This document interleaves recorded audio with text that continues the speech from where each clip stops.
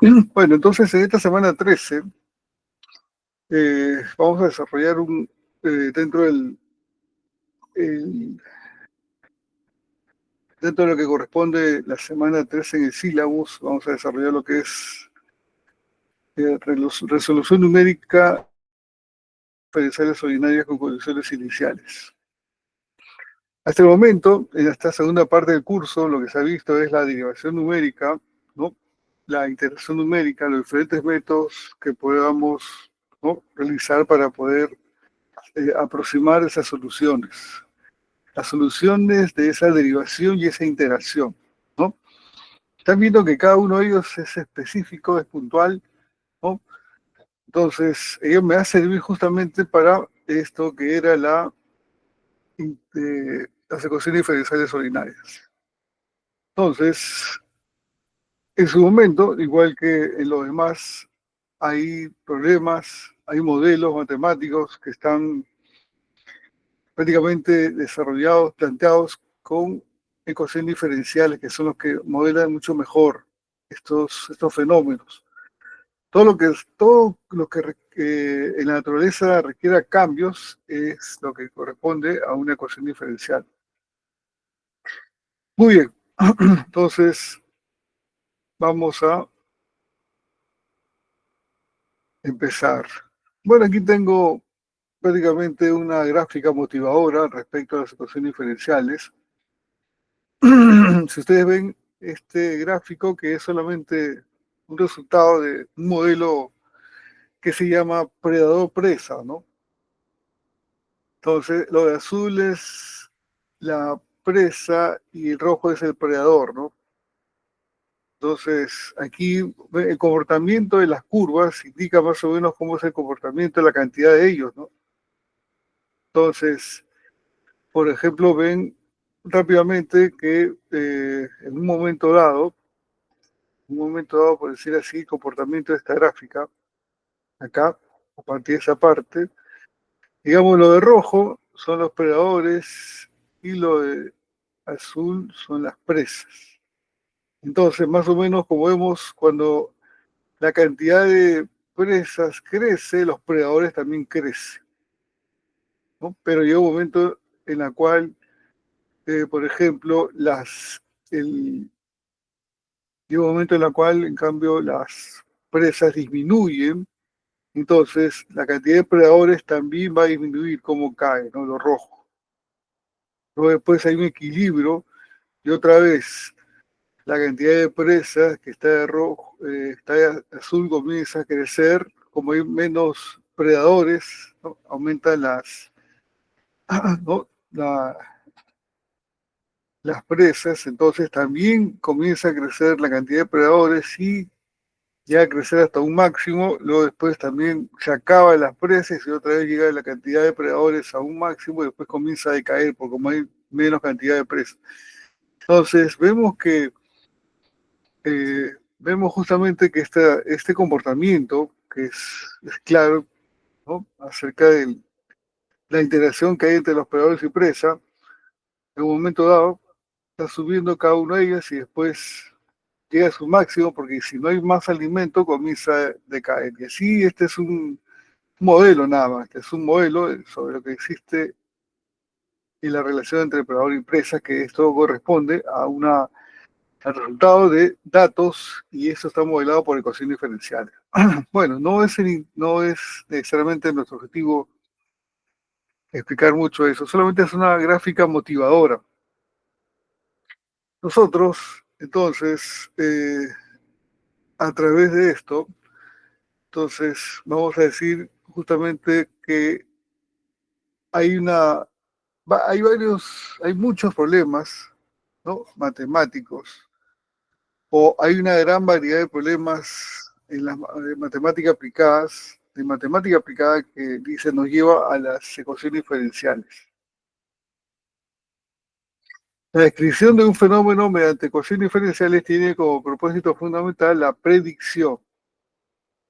Ya, ¿cuál es la finalidad de armar una ecuación diferencial que represente un fenómeno, ¿no? La idea, como lo menciona acá, es poder predecir, ¿ok? predicción, tener la posibilidad de tener una información posterior.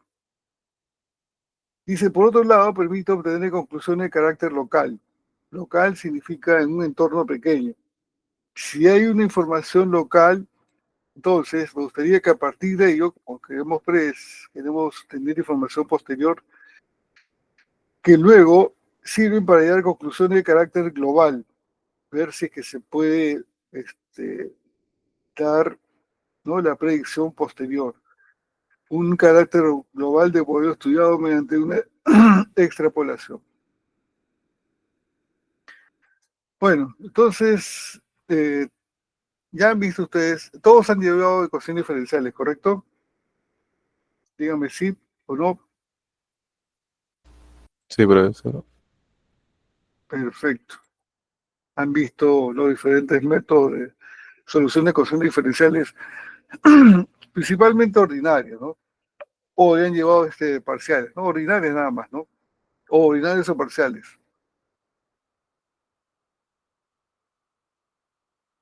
Correcto, solo ordinarias, perfecto. Bueno, entonces aquí tenemos un típico, en este caso, modelo o ecuación diferencial de primer orden. Es primer orden porque tiene la primera derivada, en el cual aquí tenemos la estructura, ¿no? Y' igual a f de x, y. Y x, y en x sub 0 igual a y sub 0. Entonces, la situación es entender qué significa esta ecuación diferencial. Entenderlo.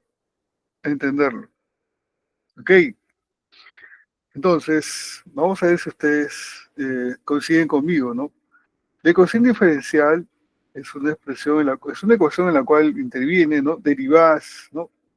Y ellas están relacionadas no solamente con la variable independiente, sino también con la variable dependiente. Entonces, ¿cuál es el objeto de una ecuación diferencial? Hallar aquella función y de tal manera que si la reemplazo, resuelve la ecuación diferencial.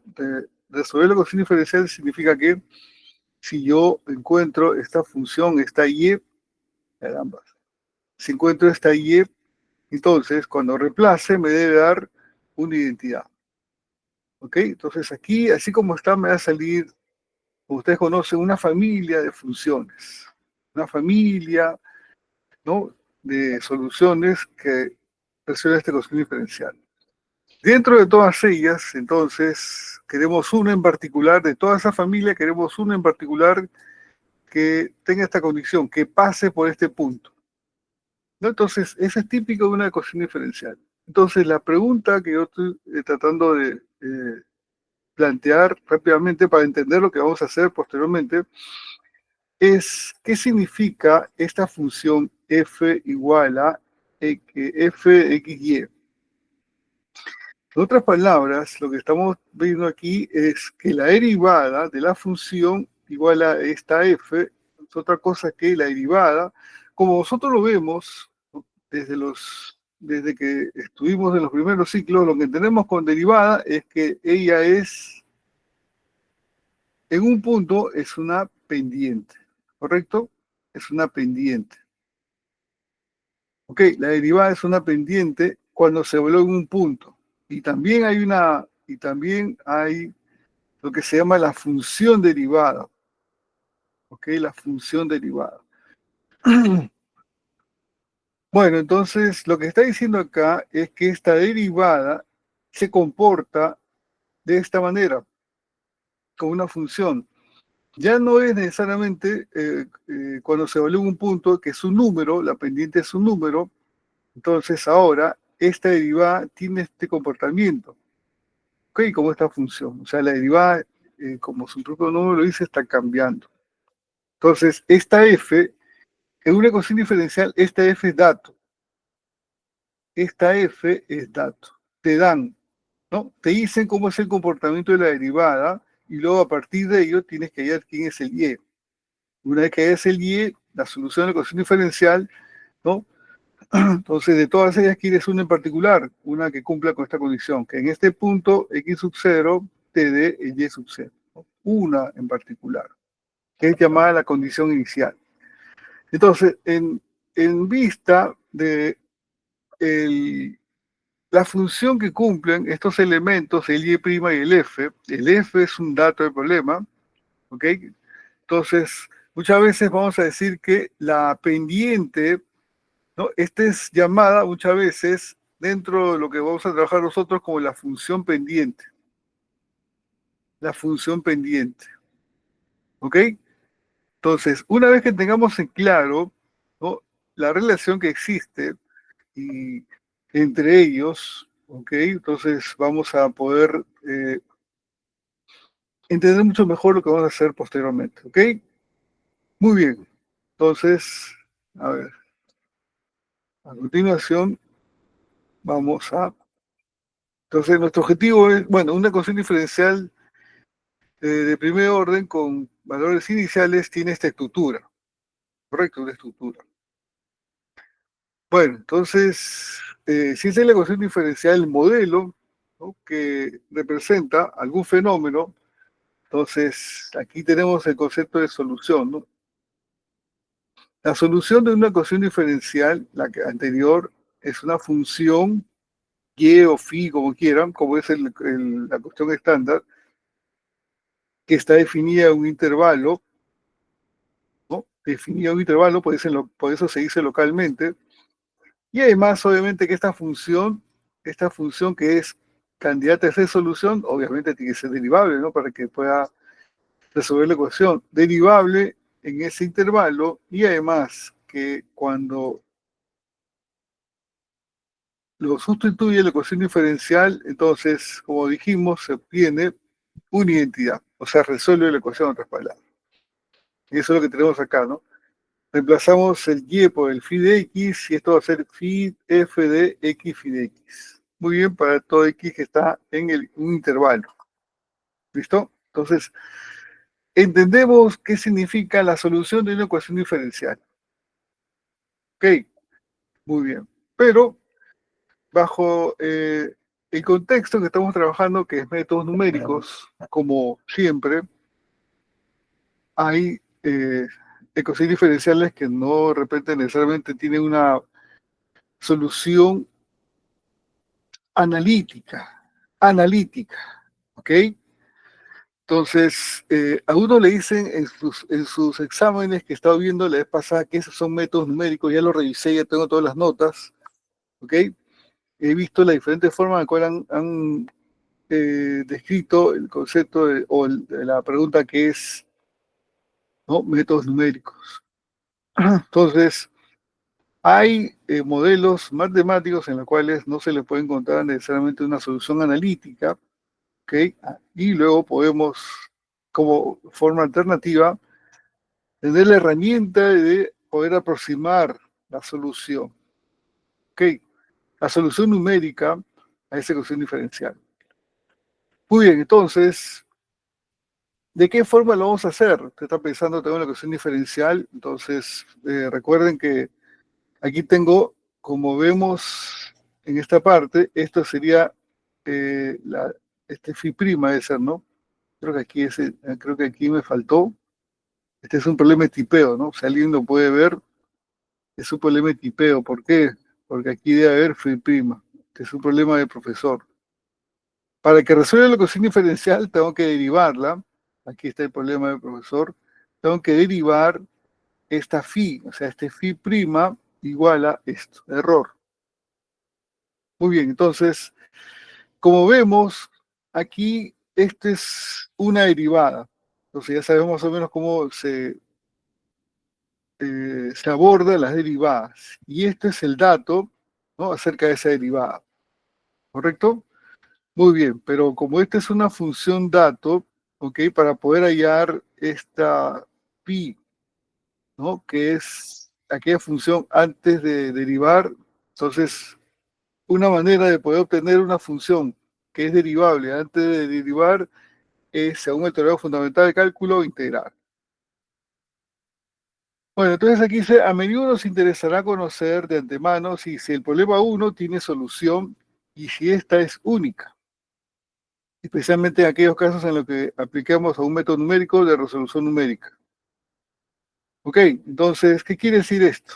Como en su momento también hablamos acerca de la solución no lineal, ¿no? Solución de las ecuaciones no lineales. Entonces, ¿qué sentido tiene buscar una solución de una ecuación no lineal si no tiene solución? ¿No? Aquí también, ¿no? ¿Qué sentido tiene eh, hallar una aproximación numérica de la supuesta solución si no tiene solución? ¿Ok? Entonces, hay condiciones en las cuales me dan aquí para poder ver si la ecuación diferencial al menos tiene solución y además si es única, ¿no? Otra vez, ¿no? Recuerden que necesito tener eso previamente. Aquí dice, los siguientes teoremas establecen las condiciones suficientes para dar respuesta a ambas preguntas. Por ejemplo, tenemos aquí estos teoremas que me hablan acerca de la existencia y unicidad, ¿no? Cuando hablamos en esos tiempos acerca de existencia y unicidad, existencia era el teorema de Bolzano para las ecuaciones no lineales. Y unicidad no era necesariamente el teorema como habían puesto muchos, el teorema de Rolle. No sé cómo funciona el teorema de Rolle ahí, pero lo único que hice yo es que la derivada era diferente de cero, nada más. Una condición para ver la unicidad de la solución. Pero en este caso, hablando en términos serios, digamos, una propiedad importante que está dado por este teorema, llamado teorema de existencia Cauchy-Peano, habla de lo siguiente, ¿no? Como estamos hablando de curvas en el plano, entonces tomamos un punto en el plano, obviamente x sub 0 y y sub 0 es la condición inicial, ¿no? Y supongamos que existe un rectángulo, ¿ok? Este conjunto que está acá, R, que son los padres ordenados que están en R2, de tal manera que x menos x sub 0 menor o igual que A, coma, y menos y sub 0 en valor absoluto menor o igual que B. Este es prácticamente un rectángulo, ¿ok? Un rectángulo alrededor de x sub 0 y sub 0. Entonces, eh, si tenemos este rectángulo en el que la función f es continua en este rectángulo, entonces el problema de valores iniciales, este problema de valores iniciales, y' igual a f de x, y de x sub 0 igual a y sub 0, tiene al menos una solución definida en este intervalo, ¿no? Y y sub 0 es el punto del valor inicial x sub 0, entonces aquí estamos hablando en este intervalo. Este intervalo, en este caso, es x sub 0 menos delta, x sub 0 más delta, localmente, ¿no? Entonces, tiene al menos una solución en este intervalo donde delta se define de esta manera. Delta se puede hallar, definitivamente. Delta es el mínimo entre A, un número A, y el número B sobre M. Ese es delta. ¿Ok? ¿Y quién es M? M es nada más y nada menos que aquí, el máximo de esta función, este rectángulo. Como es continuo en un cerrado, tiene su máximo y su mínimo, ¿no? ¿Ok? Entonces, nada más y nada menos. Entonces, en ese rectángulo, si la función es continua, entonces tiene al menos una solución. Hablamos acerca de la existencia de la solución. Análogamente, tenemos aquí el teorema de unicidad, existencia y unicidad, ¿no? Conocida principalmente como el teorema de Picard. Otra vez, ¿no? Tenemos un punto en el rectángulo, ese que podríamos decir que es el centro del rectángulo. Supongamos que existe este rectángulo, ¿no? X menos x sub 0 en valor absoluto menor o igual que A, y menos y sub 0. Aquí también un error de tipeo. Estoy viendo que hay un error de tipeo. Ok, pero error de tipeo a veces a uno se les pasa. Este es y menos y sub 0 menor o igual que B, ¿no? Esto que está acá no va. Esto es así, no va. Bueno, entonces en este rectángulo, en el cual las funciones f y su derivada con respecto a y, ellas son continuas, entonces el problema de valores iniciales,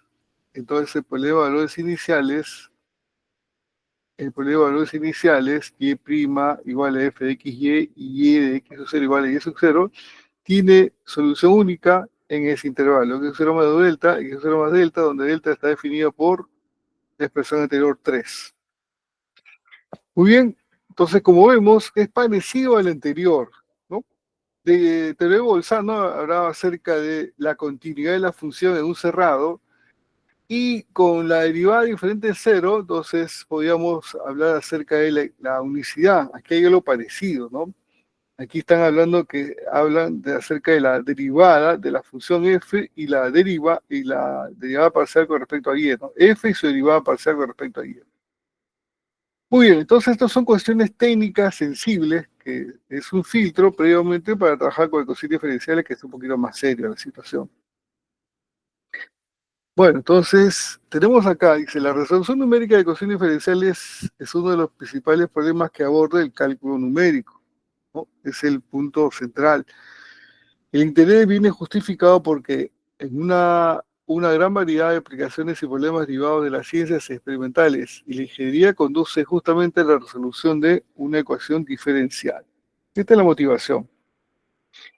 Bueno, entonces dice, por otra parte, son muy pocas las ecuaciones diferenciales que pueden resolverse por un método directo o analítico, y alguno de estos solo nos ofrece la solución de forma implícita, o sea, ni hablar, ¿no? Implícita. O sea, no es explícita, sino es implícita, o sea, no se puede visualizar directamente.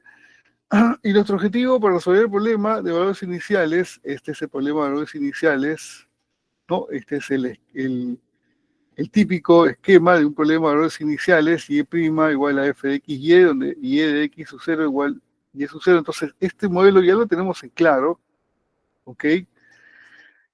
Donde suponemos que esta función satisface las condiciones que aseguren la existencia y unicidad de la solución en algunos los intervalos de esa forma, ¿no? Entonces, eh, esta función debe cumplir con las condiciones necesarias para que exista la solución, ¿no? Este es el dato del problema. Definitivamente este dato debe ser bien dado, ¿no? Para que garantice la existencia y unicidad. Entonces, esa existencia va a estar o ya sea a la derecha de x sub 0 o a la izquierda de x sub 0. ¿Ok? En estos casos a veces se pone A, B en un intervalo en otros textos. Bueno, los métodos numéricos más frecuentes utilizados para resolver el problema de valores iniciales son los métodos de discretización. En este caso consiste en hallar valores aproximados de la solución, ¿no? Del modelo del problema de valores iniciales, el PBI, en puntos, por ejemplo, x sub j, donde j está hablando de 1 a n, del intervalo x sub 0 más, coma, x sub 0 más delta. Discretización del modelo, y en este caso vamos a ver justamente que posteriormente vamos a aclarar algunas notaciones necesarias siguientes, ¿no? Y evaluado en x sub k es el valor exacto de la solución, ¿no? Digamos que para probar al inicio vamos a trabajar con ecuaciones diferenciales que tienen solución, y luego después eh, con con eso, probando el método, viendo que el método es estable, existe y es apropiado, entonces ya podemos aplicarlo eso a ecuaciones diferenciales cuya solución no es inmediata. Entonces, eso por un lado, ¿no? Luego, el y sub k, esa notación de y sub k, que no es lo mismo que el y sub k, es el valor aproximado, ¿no? Entonces, aquí estas son diferencias importantes que tenemos que tener en cuenta, ¿no?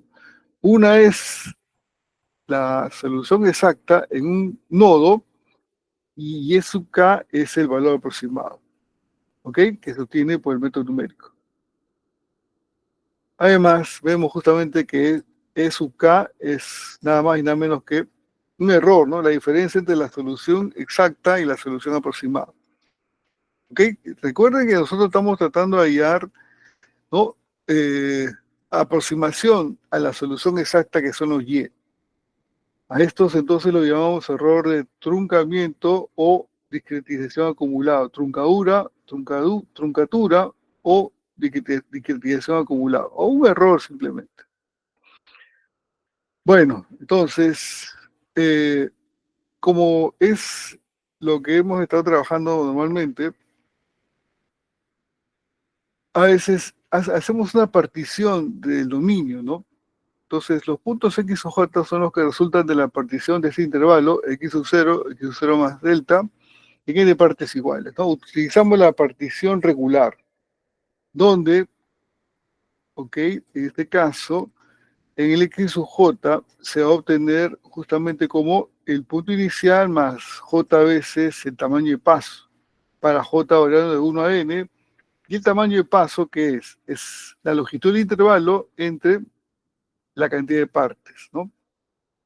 Bueno, entonces, los métodos numéricos de resolución de ecuaciones diferenciales que estudiaremos nos proporcionarán nada más y nada menos que un conjunto de puntos. Un conjunto de puntos. ¿Ok?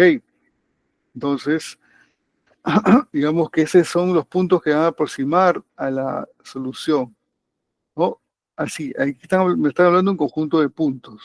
Por ejemplo, si este es R2, si este es R2, entonces estos puntitos van a ser, digamos así, ¿no?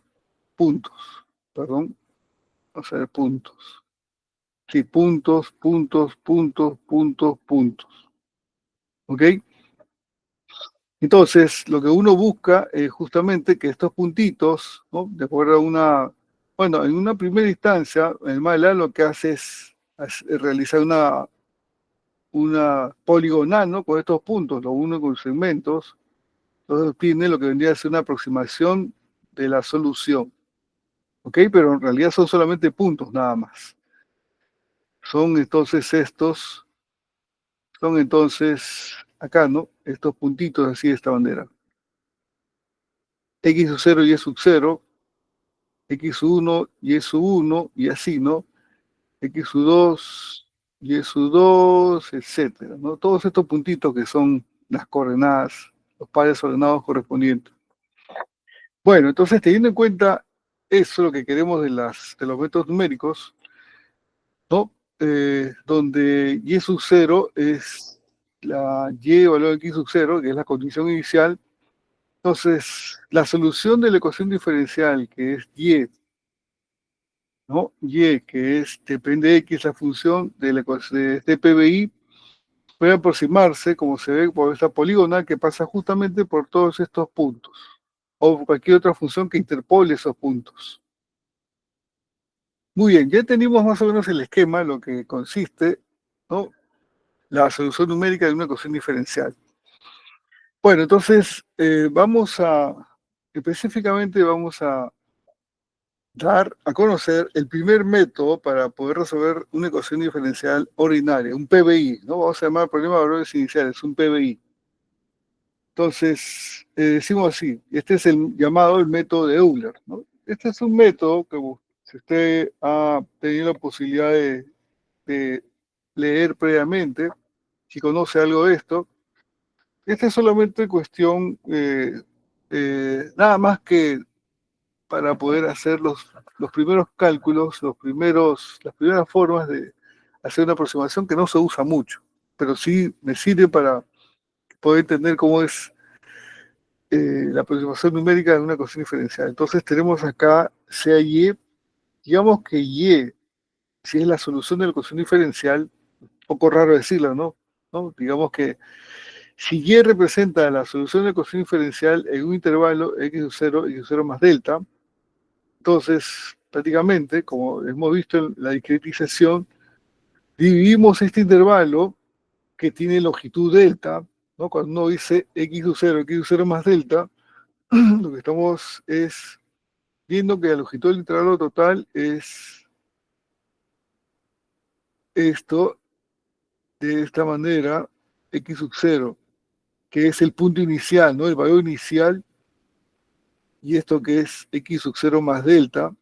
Normalmente uno cuando habla del término, o de este número delta, normalmente esto es una cantidad pequeña, así como el épsilon y el delta son cantidades pequeñas, ¿no? Entonces esto es una aproximación, ¿no? Digamos, como dice, local, pequeña. Entonces aquí, en este intervalo, bueno, puede ser entonces relativamente, ¿no? No vamos a trabajar con intervalos grandotes.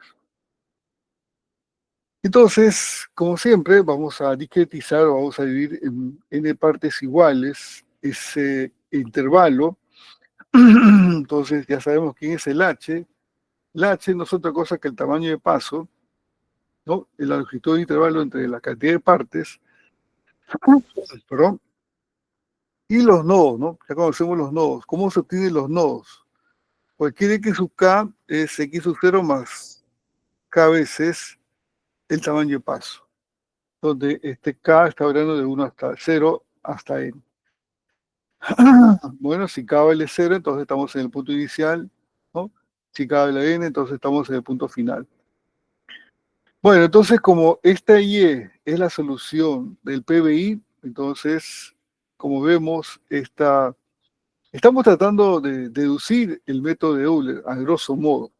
Entonces, esta y debe resolver la ecuación diferencial. En otras palabras, debe ser la solución, ¿no? Quiere decir que si reemplazo el y' igual a f de y x evaluado en y de x, esto, entiéndase que esto representa, ¿no? El dato del problema. Esto representa el dato del problema. Este es el dato del problema evaluado no solamente en los nodos, sino también en estos valores que están acá, los y sub de x, que es la solución de la ecuación diferencial, donde aquí tenemos que el y x sub 0, y sub 0 es el punto inicial, es el valor inicial. Bueno, entonces, ahora, lo que vamos a hacer es que en la expresión anterior vamos a integrar en un késimo intervalo, ¿no? La única forma de obtener el y a partir de una derivada es integrar. ¿Dónde integramos? En un késimo intervalo. Integramos a ambos lados de la ecuación anterior, ¿ok? Entonces, este y', como es la solución, entonces si es la solución, entonces recuerden que esta parte integral de la derivada es posible que podamos eh, obtener la y a partir del teorema fundamental de cálculo, y el problema va a ser en esta parte. La dificultad para nosotros es en esta parte, ¿no? La integral de x sub k hasta x sub k más 1 del f. Esta es la función dato del problema. ¿Ok? Esta es la función.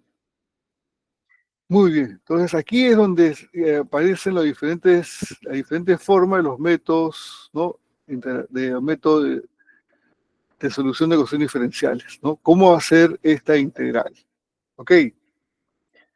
Bueno, entonces, resolver esta parte no es problema porque ya hemos visto nosotros lo que es integración numérica, ¿no? Entonces, esto ya podemos plantearlo, podemos aproximarlo numéricamente porque lo que ya conocemos. Entonces, la primera integral se puede hacer, este es el teorema fundamental, entonces es evaluar, ¿no? La función y en el límite superior menos y en el límite inferior, ¿no? Entonces, listo, la primera parte está resuelta. Esta primera integral prácticamente es esta expresión, esta diferencia que está acá, ¿no? Entonces, ya está, la primera parte está resuelta. Ok, entonces nos faltará esta segunda parte nada más, ver cómo es esto. Bueno, entonces, dice, por otra parte, si calculamos un valor aproximado de la segunda integral aplicando algún método conocido, ¿no? Una primera aproximación que podemos utilizar es el método del rectángulo izquierdo, o sea, en este caso, los rectángulos tomados como altura. Cuando hablamos de rectángulo, usted recuerda en la integración de Riemann, las integrales de Riemann, ¿ok? Recordando entonces cómo era la presentación de la integral de Riemann, tenemos aquí la función y tenemos entonces aquí la partición, ¿no? La partición. Entonces, aquí en la partición comenzamos a tener estos rectángulos. Primer rectángulo por acá, otro rectángulo por acá, no digamos así. Otro rectángulo por acá, ok, otro rectángulo así, y otro rectángulo así, etcétera, ¿no? Entonces, Como se observa aquí en la figura, lo que estamos viendo es la aproximación de la integral, de esta integral, ¿no? Por rectángulos. En cuál es este rectángulo, cuál es el área. Y el área, como sabemos, de este rectángulo es este que es el tamaño de paso h. Y aquí es nada más y nada menos esto que está aquí es f en x sub, en este caso x sub k, porque es en el este es x sub k y este es el x sub k más 1. El rectángulo acá en el lado izquierdo. O sea, este rectángulo, este es el método del rectángulo para hallar el área bajo la curva. Ok, entonces es uno de los primeros para poder resolver el problema de la integral de esa función. ¿Ok? Entonces, cuando resolvemos la integral de esa función que tenemos aquí, el tamaño de paso y la función evaluada en el nodo izquierdo, en el primero, ¿no? Porque tenemos justo el primero x sub 0. Y con x sub 0 se va a tener el siguiente. Muy bien, entonces,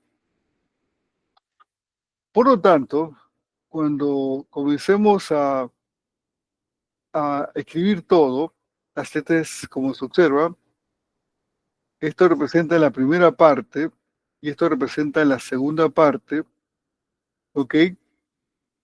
Esta es la segunda parte de la integral de la segunda parte, que es base por altura, ¿no? Este es el tamaño de paso y esta es la función de en el punto, ¿ok? Ya está.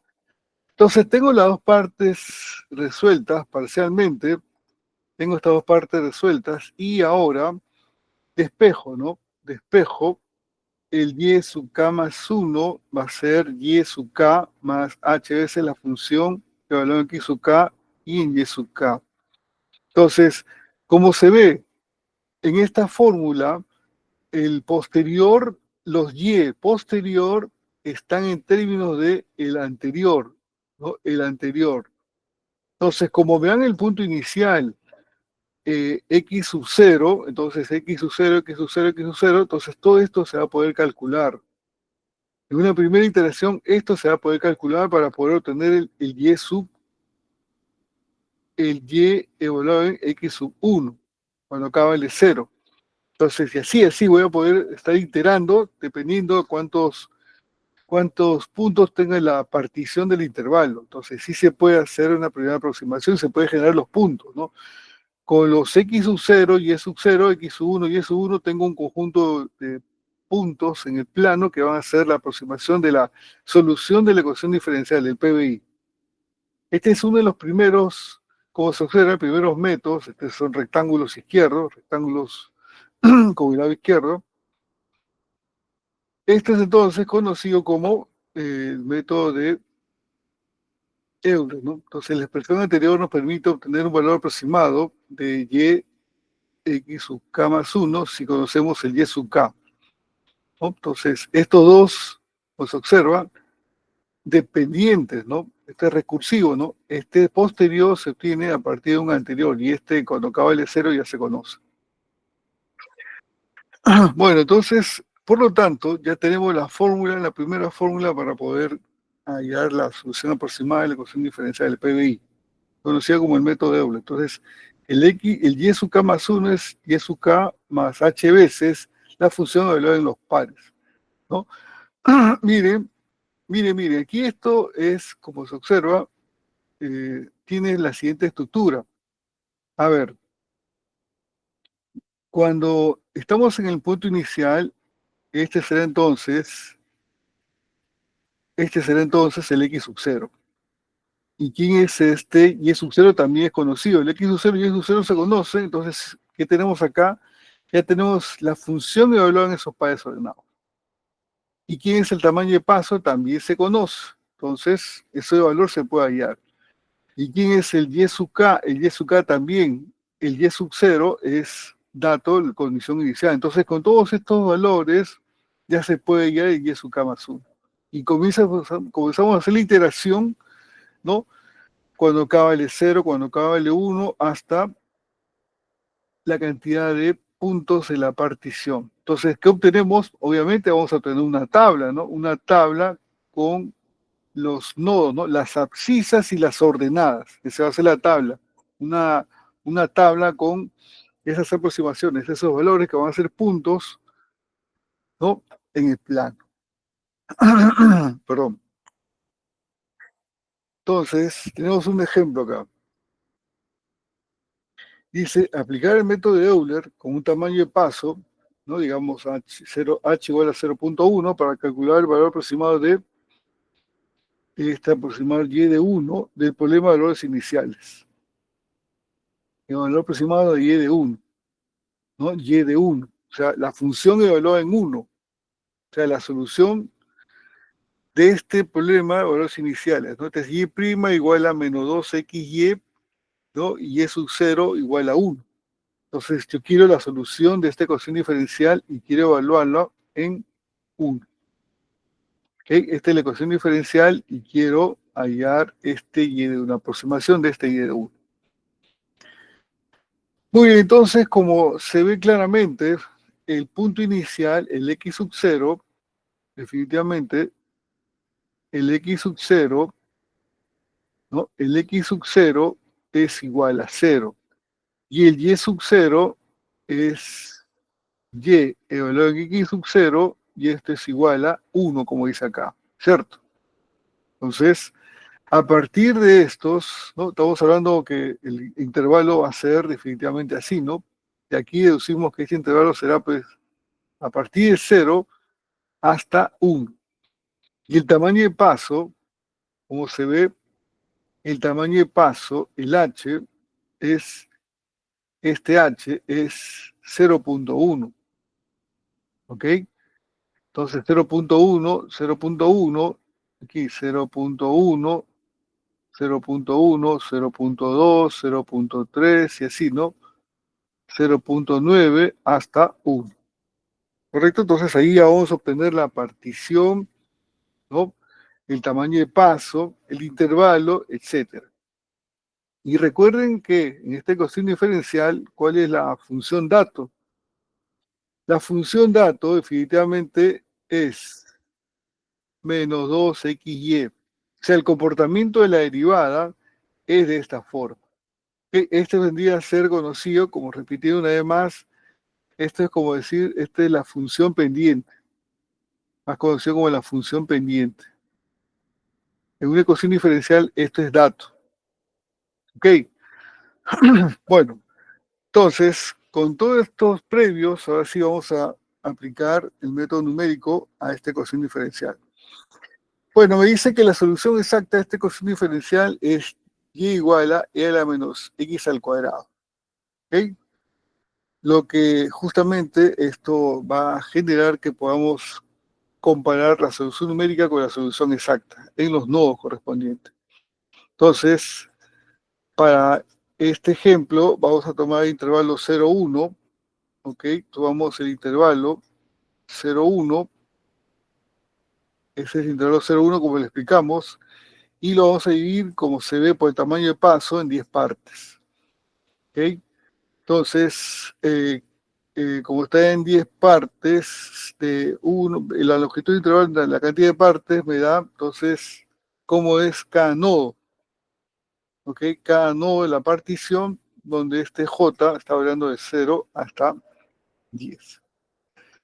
Muy bien, entonces, vamos a aplicar para este ejemplo el método numérico. Entonces, el y sub k más 1 es el y sub k más h veces la función evaluada en x, evaluado en x sub k y sub k. Muy bien, entonces, el y sub k es h veces, aquí la regla de correspondencia de esta función que es el dato es esto, ¿cierto? Por lo tanto, entonces cuando yo reemplace tengo aquí la fórmula, ¿no? Haciendo variar entonces k de 0 hasta 1.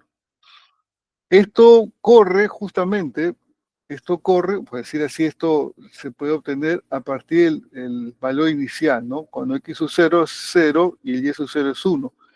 Entonces se comienza a reemplazar acá, ¿no?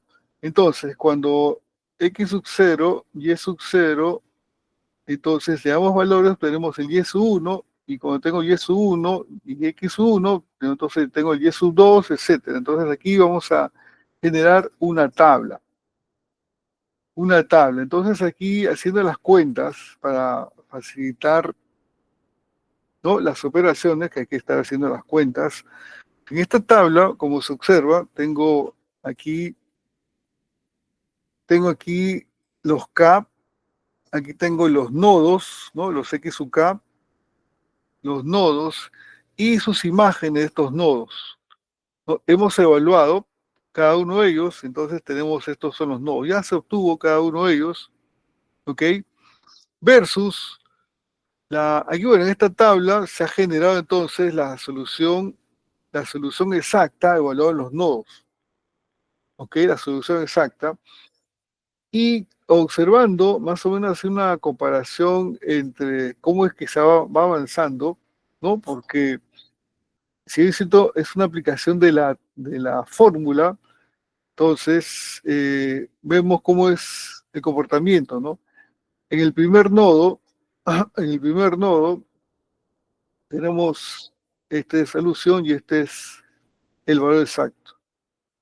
En el siguiente nodo, esta es la solución aproximada y este es el exacto, ¿no? Entonces aquí vamos viendo un comportamiento, ¿no? No es estándar, no es distinto, ¿no?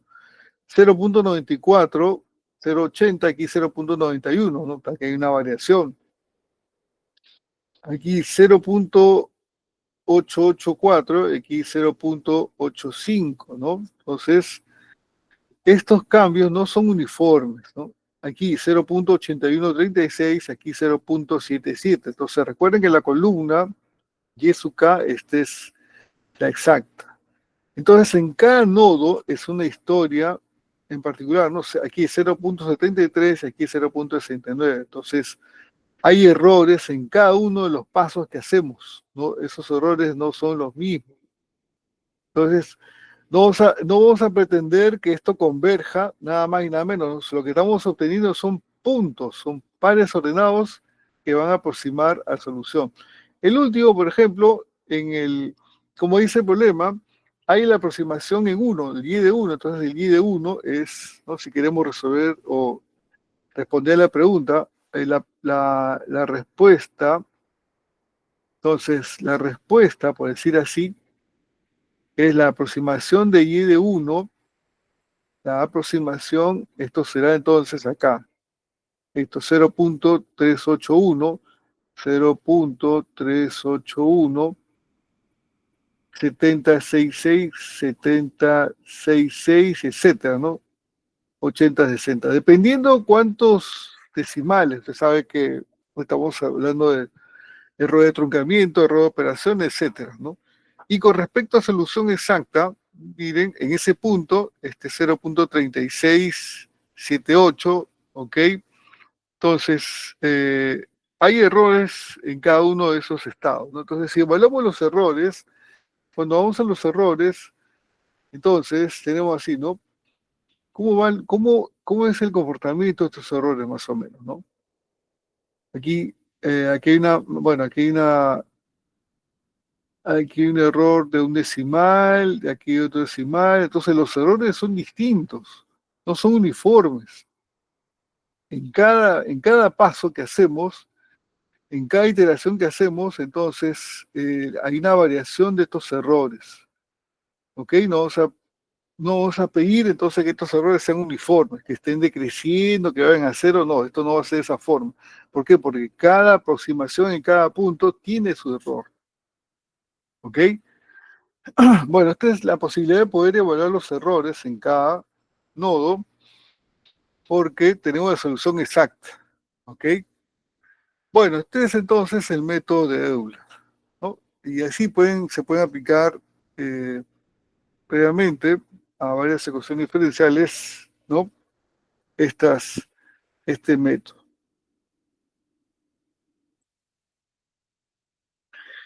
Bueno, aquí he colocado, como ustedes ven, los puntos, los pares desordenados que he obtenido, ¿no? Si ustedes observan, el primer punto es el 0,1, ¿no? 0,1, el siguiente es 0.1 también me da. Entonces, aquí está más o menos, ¿no? El comportamiento de estos pares ordenados. Aquí lo he graficado, ¿ok? Estos son los pares ordenados que se obtuvo. Correcto, todos estos pares ordenados, aquí sería entonces la aproximación al último. Como vemos, aquí está entonces la partición, ¿ok? Aquí tenemos la partición regular del dominio, ¿no? Y aquí tenemos entonces, ¿no? Esta es la aproximación a la solución y genera estos pares ordenados. Aquí está la tabla justamente de los resultados de la aproximación numérica hecha por Euler, ¿ok? De la ecuación diferencial dada, y' igual menos xy, y 0 igual a 1. Correcto. ¿Ok? Bueno, entonces aquí tenemos alguna observación, ¿no? Dice, el método de Euler tiene una interpretación geométrica clara. Ajá, interpretación geométrica. Justamente es a veces una parte central para ver cómo están avanzando cada uno de estos métodos. Entonces dice, partimos del el punto inicial, y sub 0, que es y valor de x sub 0. Después, como se observa, se toman los siguientes valores, ¿no? Y sub 1 es y sub 0 más h veces f de x sub 0, ¿no? Entonces este es el primer punto. Entonces, ¿qué estamos viendo acá? Básicamente lo que estamos viendo es así, ¿no? Lo que quiere decir es que estamos calculando el y1. ¿El y1 qué es? El y1 es la función y el resto que está en este lado, la manera como hay el y1, ¿no? A ver. Entonces, dice, esto representa, entonces, por decir aquí, bueno, los pares ordenados, ¿no? El conjunto de pares ordenados. Entonces tenemos acá. Dice, calculamos la recta tangente a la curva solución y de x en el punto x sub 0. ¿Mm?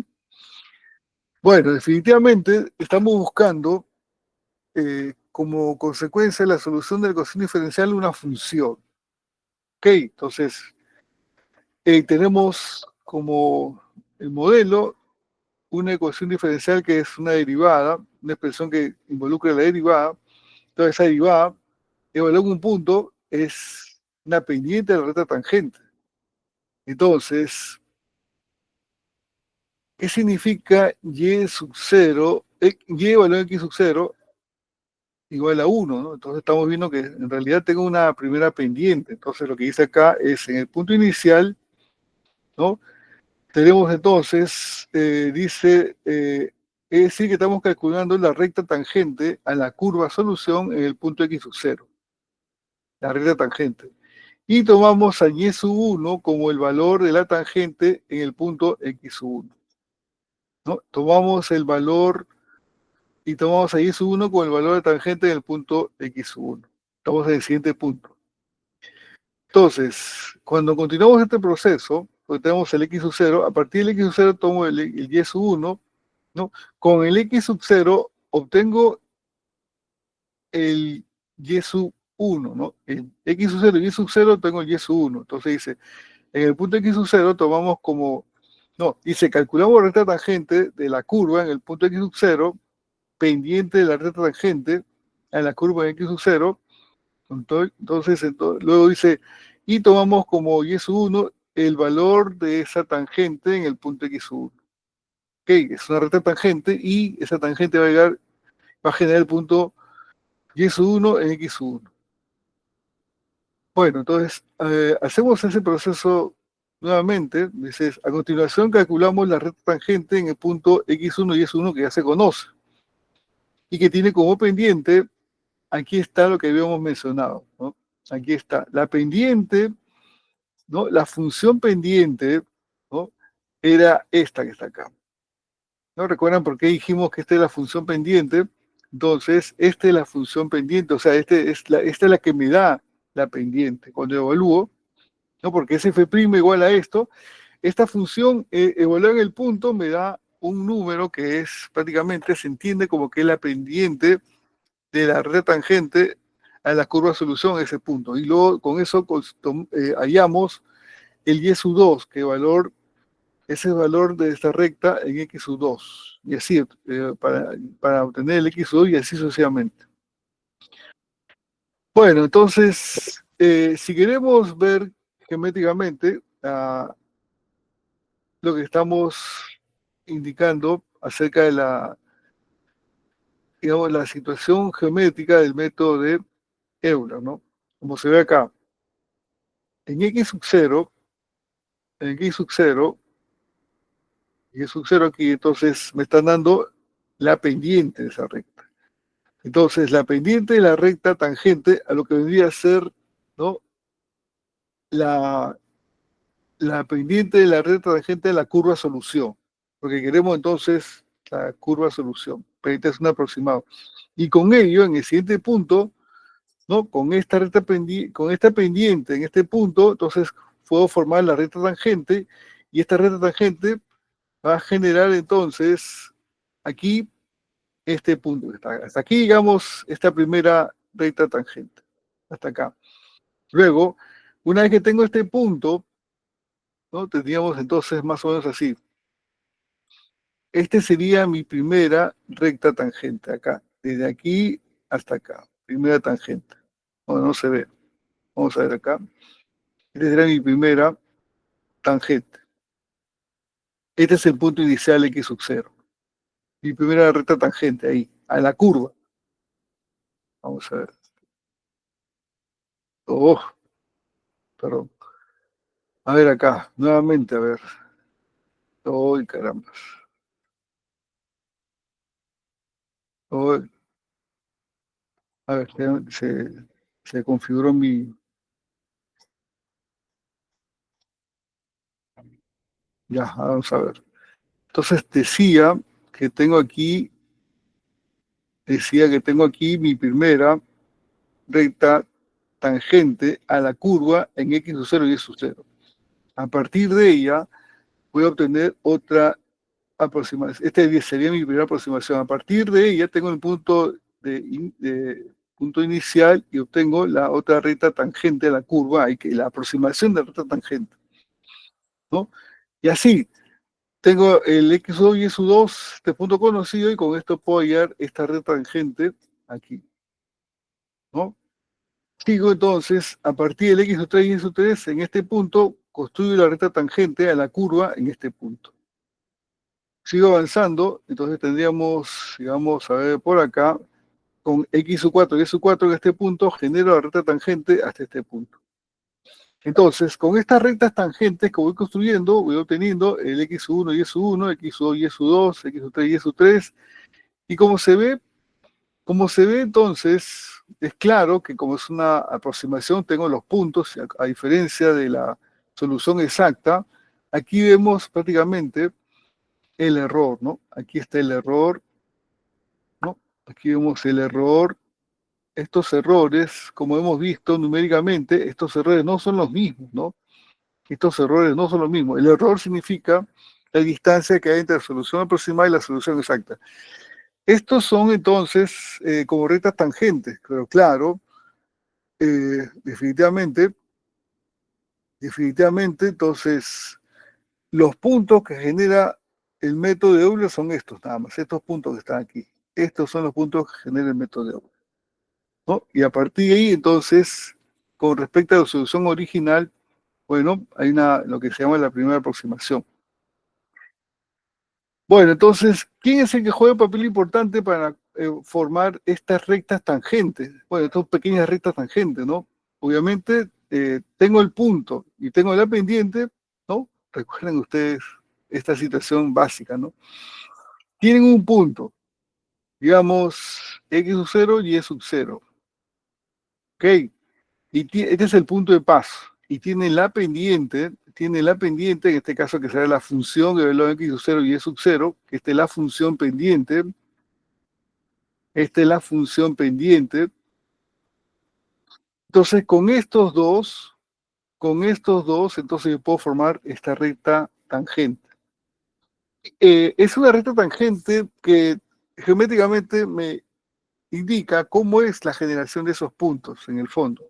Y quién juega un papel importante, como vemos, el punto de paso y la pendiente, ¿no? Entonces, por eso es que teníamos aquí la situación geométrica del método de Euler, que es una de las, teóricamente, eh, es buena para la clase, pero no tiene buena aproximación, entonces es útil porque de ahí puedo yo obtener nuevas aproximaciones. Muy bien, entonces, a ver, ¿cómo estamos acá? A ver, un ratito.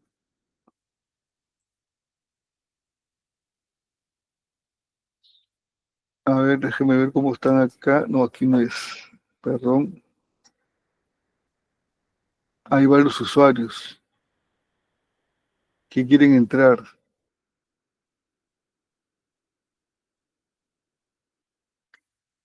Bueno, entonces vimos cómo se obtuvo el método de Euler, vimos un ejemplo práctico, ¿ok? Luego vimos la interpretación geométrica y creo que con eso completamos básicamente el método de Euler. Ahora vamos a ver otro método. Vamos a ver otro método. Entonces, a ver acá, a ver acá. Marquen sus asistencias, ¿no? Lo que han llegado todos en una idea nueva en la construcción de un algoritmo para resolver el problema del valor inicial. Bueno, el método de Hume de alguna manera es una mejora del método de Euler, ¿no? El PBI es el mismo, ¿no? Y', disculpen que es T, antes era X, ahora es T, bueno, el T, el X es lo mismo, ¿no? Y' de X igual a F de X, Y de X, ¿no? Entonces, bueno, puede ser el T o el X lo mismo, entonces eh, no entra en conflicto, ¿no? Con Y de T sub 0 igual a Y sub 0. Muy bien.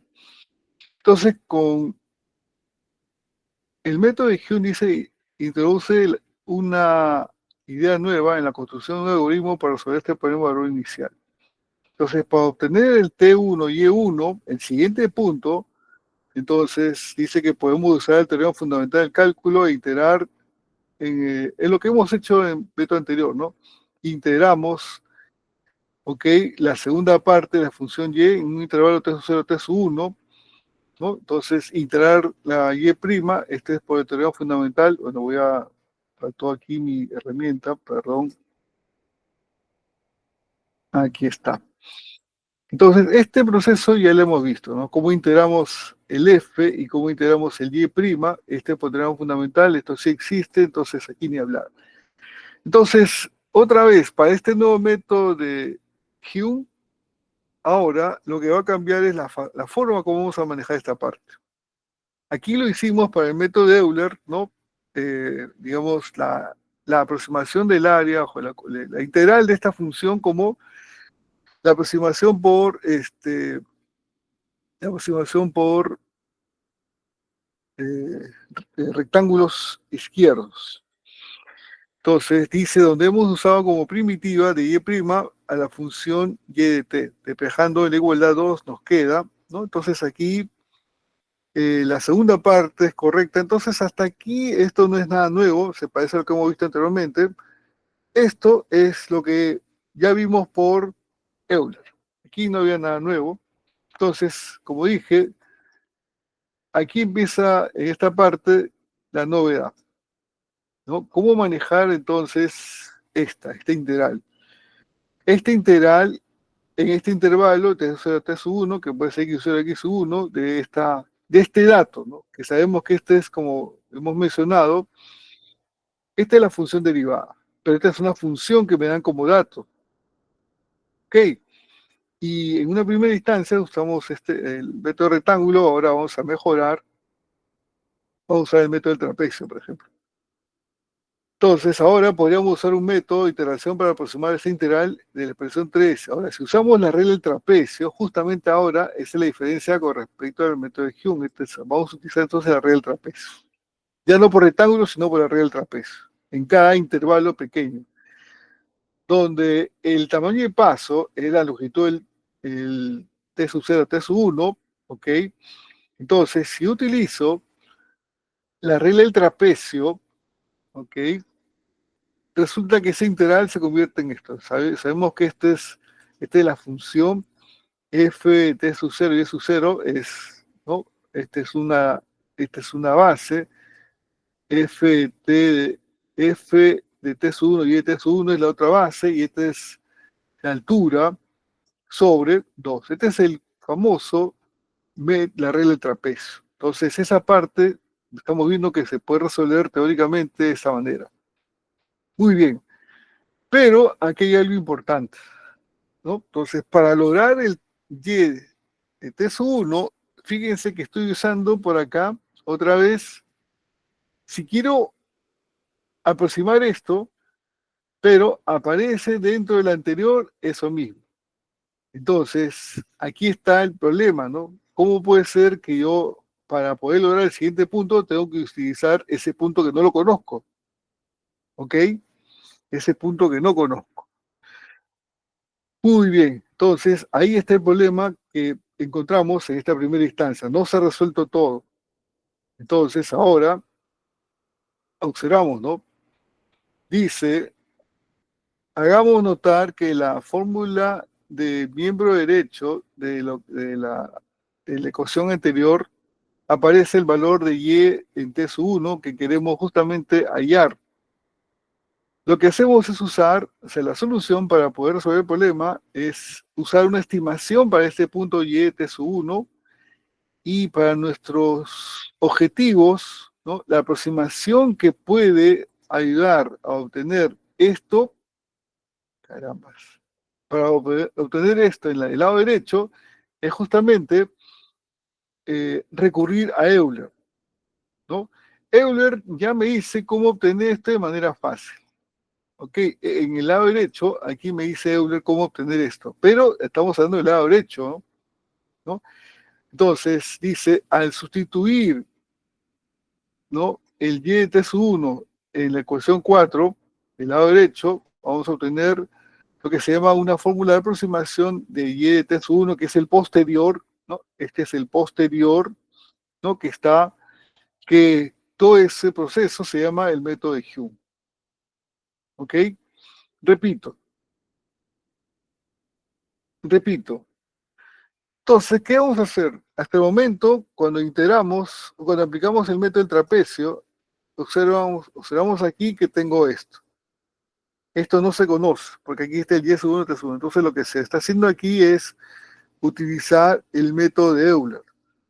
Ok, se va a utilizar el método de Euler para obtener este punto. El método de Euler es un método anterior que ya se conoce, ¿no? Normalmente en matemáticas tiene ese esquema, utilizar resultados que ya se conocen. Entonces, en este caso, me sirve el proceso de Euler para poder hallar esta parte que está aquí, en esta ecuación. Si con Euler, si con Euler logro resolver esto que está aquí, entonces ya puedo hallar el t sub 1 para el método Hume, que es el mejorado.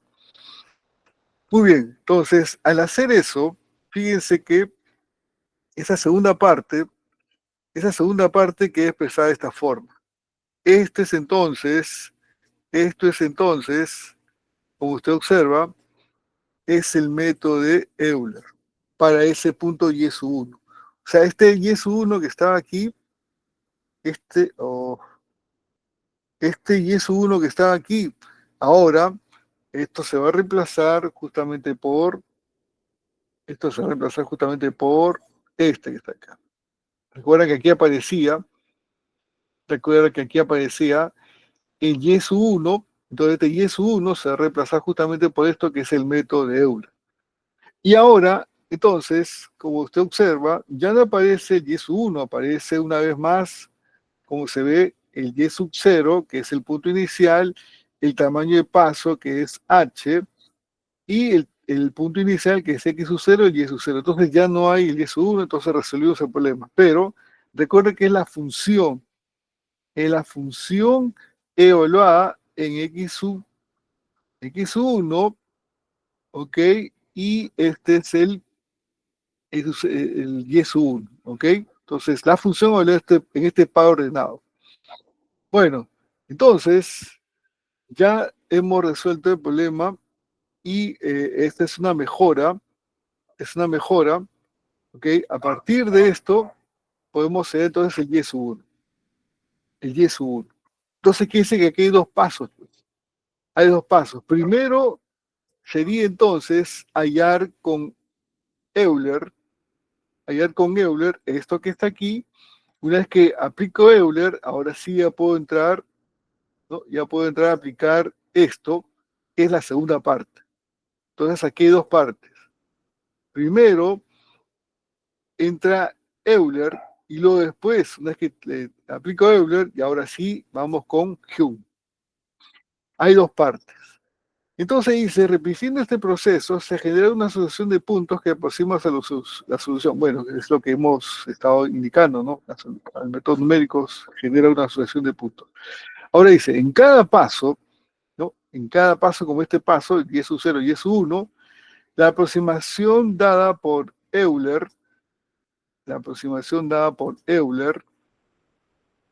esta solución dada por Euler, que está aquí, ¿no? Se usa como predicción. Este es lo que se llama una predicción. ¿Ok? Esta es la predicción del valor que queremos calcular y luego, una vez que pude resolver esto con Euler, luego la regla del trapecio, que me ha permitido hallar toda esta expresión, la regla del trapecio, se usa para hacer una corrección y obtener entonces el valor definitivo. Entonces aquí hay dos conceptos que se van a manejar y que son importantes de aquel futuro, ¿no? Lo que es una predicción y lo que es una corrección. Ok, entonces hay un estado que es de predicción y otro de corrección. Muy bien, hay dos partes, entonces cada parte tiene esa nomenclatura o definición. Por lo tanto, entonces, el método de Hume lo vamos a caracterizar de esta forma. Ok, primero hacemos la predicción. El P de K más 1 es el Y sub K, H veces F de T sub K y E sub K, ¿no? Por ejemplo, el T sub 0 y E sub 0, entonces obtenemos el P sub K más 1. Este entonces es donde, estos son los nodos, ¿no? T sub K más 1 es T sub K más H. O sea, tengo el P sub K. Una vez que tengo el P sub K, que es prácticamente Euler, lo utilizo acá. Aquí está el P sub K. ¿Correcto? Entonces aquí está el P sub K. Este P sub K más 1 ahora está acá. Luego, ahora sí aplico Hume, ¿no? Hume dice Y sub K más 1 es Y sub K más H medios de ¿quién? H medios de F de T sub K, Y sub K, más, en este caso, F de T de X sub K más 1, P sub K más 1. ¿Ok? Bueno, entonces ya tenemos esa predicción y esa corrección. Muy bien, entonces hay dos pasos que compone el método de Euler. Bueno, el método de Hume. El método de Hume. Por lo tanto, entonces, decimos así, ¿no? Vemos el papel que juega. No, veamos, en este caso dice, el papel que juega la derivación y la iteración numérica, la iteración en el método de Hume, ¿no? La derivación, ¿no? En la ecuación diferencial y la integración cuando hemos resuelto en el proceso, ¿no? Para aplicar o obtener el método de Hume. Entonces, lo que dice aquí es así, ¿no? Digamos, lo que podríamos entender como la cuestión geométrica del método de Hume. Ya vimos la situación geométrica del método de Euler. La situación geométrica del método de Hume dice así, ¿no? Dibujamos la recta tangente a la gráfica de la solución en el punto T sub 0 y E sub 0. Esto es básicamente el método de Euler. Recta tangente a la gráfica, recta tangente, ¿qué es esto? ¿Qué es ese anuncio? Perdón, ¿qué es ese anuncio? Hay algo que no está bien por acá. A ver, a ver, a ver.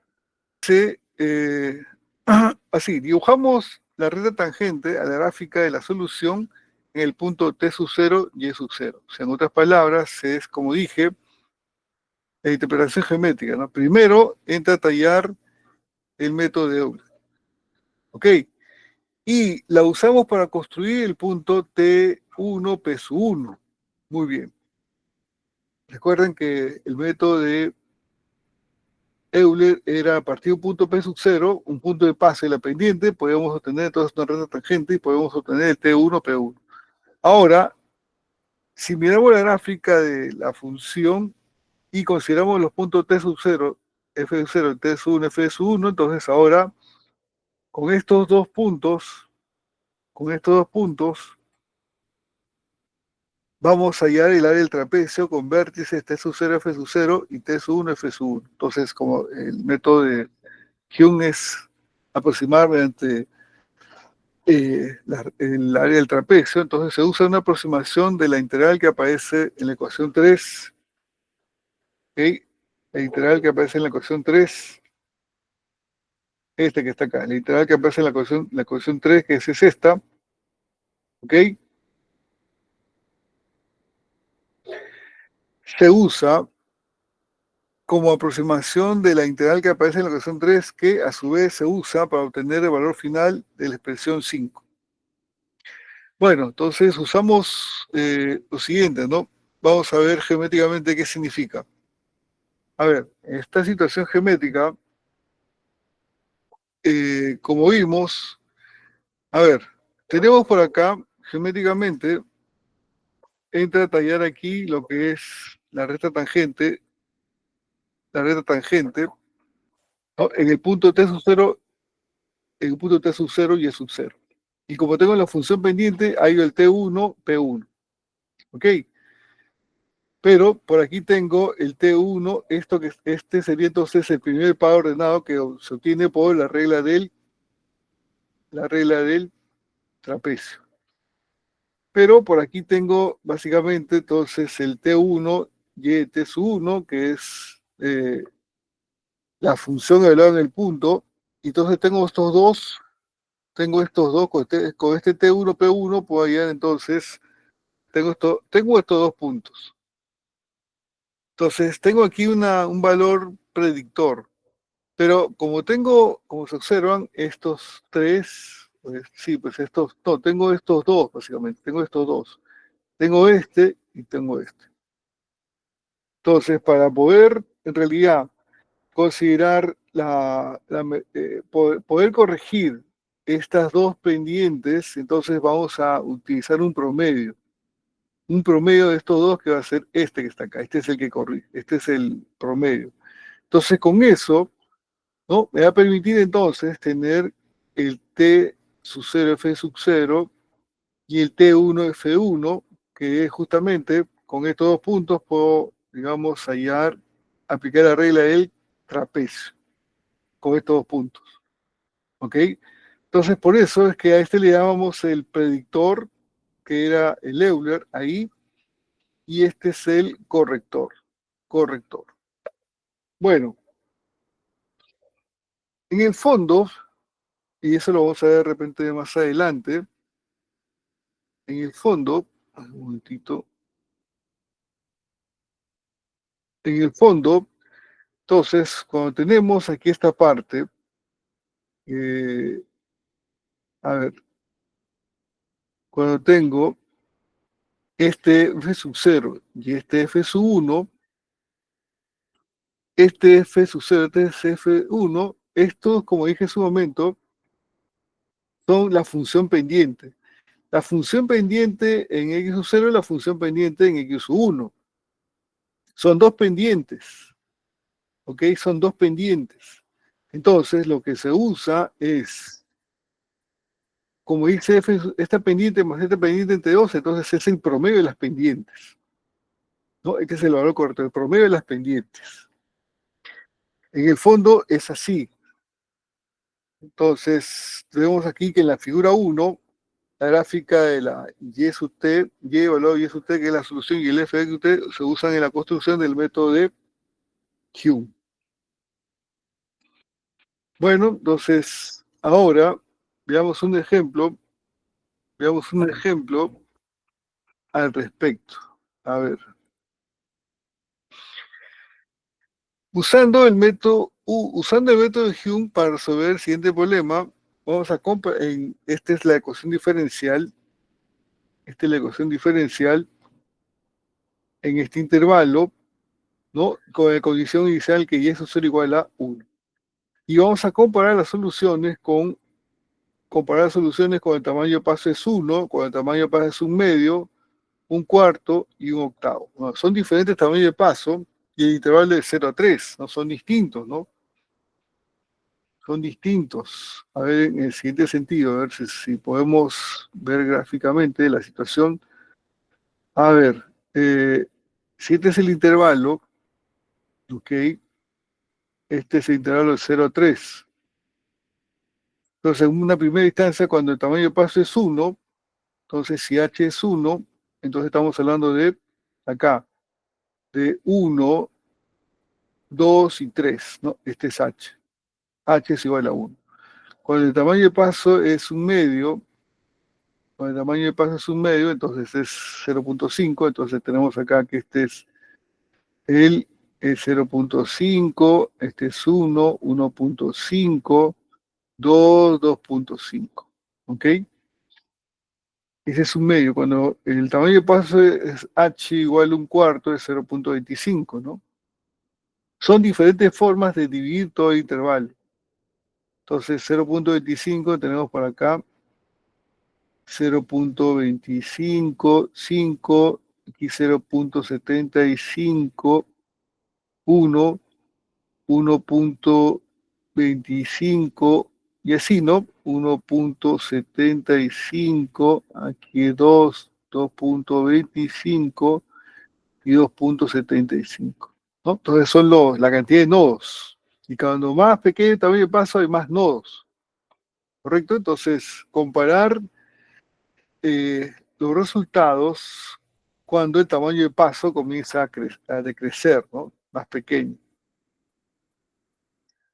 Bueno, entonces tenemos justamente que para este problema que hemos planteado, y' igual a t menos y sobre 2, ¿no? Entonces aquí vemos justamente que la función data el problema, esta es la primera derivada, esta es la primera derivada, ok, esta es la función f de t de y, que es t menos y sobre 2, que prácticamente, si quiere, puede escribirlo f de xy, que es lo mismo, ¿no? Este es x menos y igual a 2. O sea, no hay problema de t con el x, es lo mismo.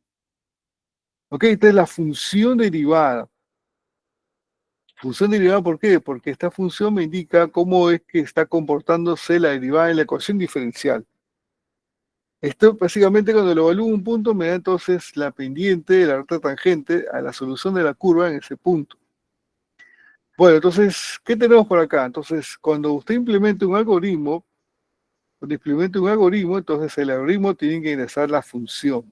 Y en la función f es en este caso x menos y sobre 2. ¿Quién es el x sub 0? El t sub 0. El x sub 0 será entonces 0.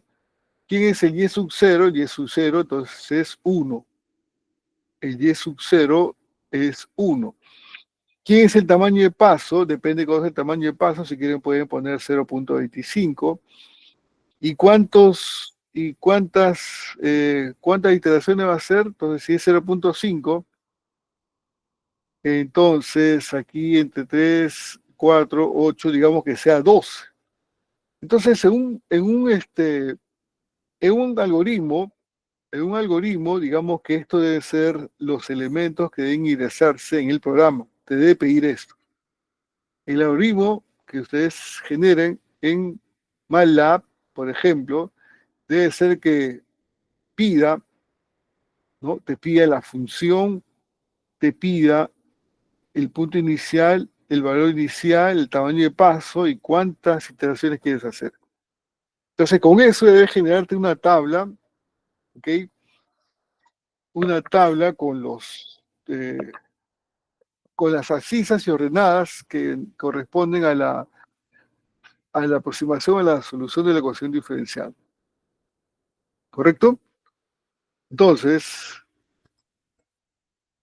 bueno, aquí dice en la figura 2 se muestra en la gráfica de las dos primeras soluciones dadas por el método de Hume y la gráfica de la solución exacta. Bueno, en este caso me da la solución exacta, ¿no? La solución exacta de este problema es dada en términos de una función exponencial y una polinomial. Entonces, en la figura 2 se recogen los valores de las cuatro soluciones de algunos nodos. Un cálculo típico que aparece, vamos a hacer con el tamaño de paso 0.25. Entonces, tenemos acá, a ver, por el método de Hume. A ver, hicimos así. Cuando tengo el T sub 0 y E sub 0 que me dan, entonces, cuál es la regla de correspondencia? ¿Cómo es la, bueno, vamos a poner acá cómo corresponde? ¿Cuál es la regla de correspondencia a esta función? Es T de Y es igual a T menos Y entre 2, ¿cierto? Entonces, cuando T vale 0 y Y vale 1, entonces 0 menos 1 entre 2 sale menos 0.5. Entonces, el P de 1 será, ¿no?, el Y sub 0 más tamaño de paso por la función evaluada en el punto que está acá. Este es el Y sub 0 más H sub 0 por F evaluado en T sub 0 y en Y sub 0. ¿Ok? Entonces estamos evaluando la función acá. Entonces aquí cuando vale, ¿no? Este es el F de T sub 0 y Y sub 0. Entonces, como se observa, aquí se tiene, ¿no? El Y sub 0 vale 1, el Y sub 0 vale 1. ¿Por qué? Porque en este caso, el Y evaluado en 0, este es el Y sub 0, este es el valor inicial, esto vale 1. Entonces, el Y sub 0 aquí está. El tamaño de paso, como vimos, en este caso, el tamaño de paso era 0.25. Ese es el H. Entonces aquí está el tamaño de paso. Y la función evaluada en T sub 0, Ft sub 0, aquí está, era menos 0.5, aquí está. Este es entonces menos 0.5 por el tamaño de paso. A ver. 0.5, Ft sub 1, este es el menos, ¿no? Vamos a hacer los cálculos, a ver. Déjenme hacer los cálculos. 0.875, pero en este caso, aquí faltó colocar el menos, ¿no? Este es un error de tipeo. Porque como la función es un error de tipeo, ¿no? Como la función evaluada en T sub 0 y S sub 0 es menos 0.5, este es menos. Este es menos. Entonces sale este valor que está acá. Es el P de 1. Muy bien, entonces el F de T1, P de 1, ¿no? La función evaluada en T1, P de 1, entonces el T de 1 es el siguiente paso, ¿no? Estamos hablando de así. Este es el 0, este es el siguiente que es, este es el T sub 0, T de 1, que es 0.25, ¿no? Entonces, es la función, la regla de correspondencia es T menos Y sobre 2. Este es el T sub 1, este es el Y, evaluado en ese punto, ¿ok? En este caso es esto que está acá, el menos 1, este es el P de 1, este que está acá, este es el P de 1, acá. Este es el P de 1 sobre 2. Este es este sobre 2. Aquí está sobre la regla de correspondencia, ¿no? Y es sub 1. Entonces, este P, T de P sub 1, aquí está. Sobre 2, si me sale, este 0. Menos 0.31, y con eso tenemos el Y sub 1. Entonces, tengo el f de t sub 0 y e sub 0, el f de t1, p1, ok, tengo esos dos, ¿no? Recuerden entonces que este es, a ver, vamos a recordar, este es el t de 1, este es el t de 1, a ver un momentito acá, este es el t de 1, que es el siguiente, este es el t sub 0, es el t de 1, y la regla de correspondencia es t menos y sobre 2. Entonces el siguiente, el P de 1 está acá, este es el P de 1, este es el Y de 1, este es el P de 1, esto sobre 2, la regla de correspondencia. Y me sale entonces esto. Entonces con el f de t sub 0 y el f de t sub 0 y y sub 0, f de t sub 1, p sub 1, entonces ahora sí puedo ir al siguiente y sub 1, ¿no? Tengo entonces el y sub 0, ahora vamos a ver el y sub 1. El y sub 1, como vimos, era nada más y nada menos que el y sub 0, y en el y sub 0, a ver aquí un ratito, este es el y sub 0 más, en este caso, el h sobre 2 por, en este caso, el f sub 0 más el f de 1. ¿No? Entonces el tamaño de paso, 0.25 entre 2, 0.125. ¿No? A ver, 0.25.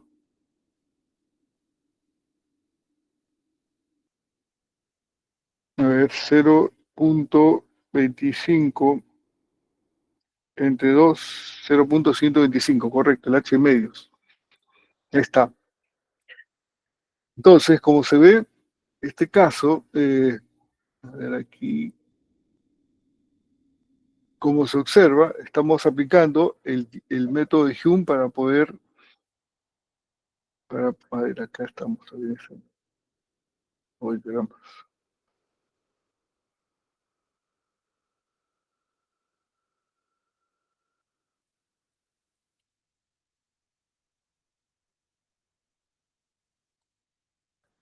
estamos en esto. Entonces, este es H medios, ¿no? Tenemos aquí que este es H medios, este es el F sub 0, que está acá, y F sub 0, este es el F de T sub 1, F sub 1. Entonces, como tengo esos dos, hallo el Y sub 1 que me da este valor. ¿Ok? Entonces, estoy viendo que el procedimiento, como se observa, es hallar estos dos, el F sub 0, esto es, vamos a colocar aquí que esto vendría a ser como el F sub 0, anotación, y este será como el F sub 1. Entonces, cuando tengo esos valores, ya puedo hallar el Y sub 1. Recién puedo hallar el Y sub 1. Entonces, el F sub 0 se calcula por la regla de correspondencia, entonces tengo el P sub 1 y el F de 1 es T sub 1, P de 1, T sub 1 es el siguiente punto de la partición que es 0.25. Ahí entonces el F de 1, con esos dos valores, entonces aplico el método de Hume para poder hallar Y sub 1. Entonces, haciendo las cuentas, ¿no? Fíjense que hay que hacer varias operaciones aquí. Entonces, la iteración continúa hasta que lleguemos al último paso, en realidad que es el Y sub 3.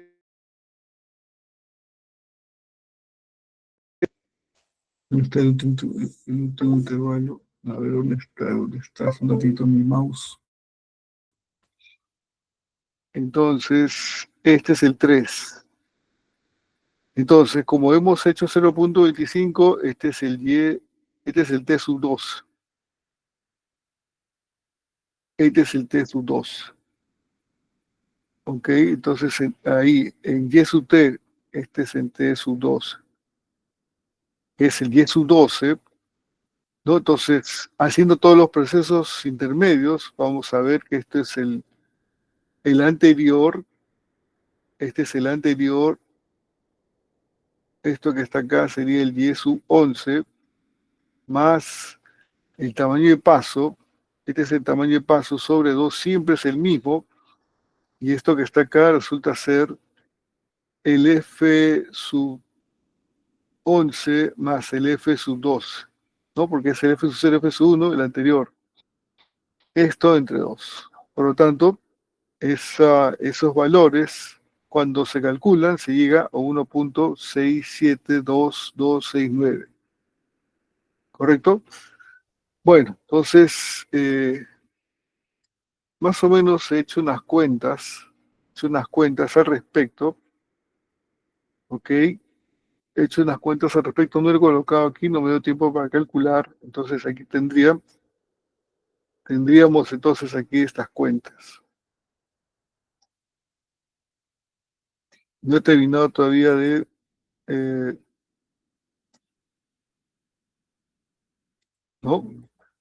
Como vemos, en este caso, podríamos decir que aquí están los K, aquí están entonces los X sub 0, aquí están los X sub K y Y sub K, ¿no? Entonces estos son los pares ordenados que se obtienen, ¿no? Este es el K, este es el X sub K, o el T sub K si quieren, este será el T sub K, y este es el Y sub K. Y al final el Y sub 12, el último punto, está acá. Este. Hemos, que hemos obtenido, ¿no? 1.6722, 1.6722, ¿ok? 1.6722. Acá, 1.6722. Como se ve entonces, esa sería la última iteración. Bueno, entonces, ya hemos visto este ejemplo de cómo es que se aplica el método de Hume, y aquí tengo algunas aplicaciones, por ejemplo, geométrica, ¿no? Cuando el tamaño de paso es 1, ¿no? Entonces, cuando el tamaño de paso es 1, cuando el tamaño de paso es un medio, etcétera, tengo aquí la comparación, cómo sería poligonalmente las aproximaciones, ¿no? Y el amarillo es justamente la solución, ¿no? Como es que cada vez que voy tomando más pequeño el tamaño de paso, voy viendo justamente cómo es la aproximación, ¿ok? Cómo es la aproximación. Y aquí entonces, bueno, tengo este cuadro ya un poquito más elaborado con los tamaños de paso, ¿no? Esta es la ecuación diferencial, esta es la ecuación diferencial, este es el dominio, esta es la condición inicial, ¿no? Aquí están los nodos, aquí está el tamaño de este es el tamaño de paso cuando es 1, cuando es 1, cuando es un medio, cuando es un cuarto, cuando es un octavo, ¿ok? Entonces aquí tengo los valores, ¿no? Fíjense cómo es que al final podemos comparar en el último nodo, por ejemplo, el último nodo, ¿no? Cuando es 1, es 1.73, cuando es un medio, 1.68, cuando es un cuarto, 1.6722, cuando es un octavo, 1.6700, cuando es, bueno, y el exacto en este caso es 1.669, ¿no? ¿Ok? Muy bien, entonces tenemos este cuadro y con eso terminamos esta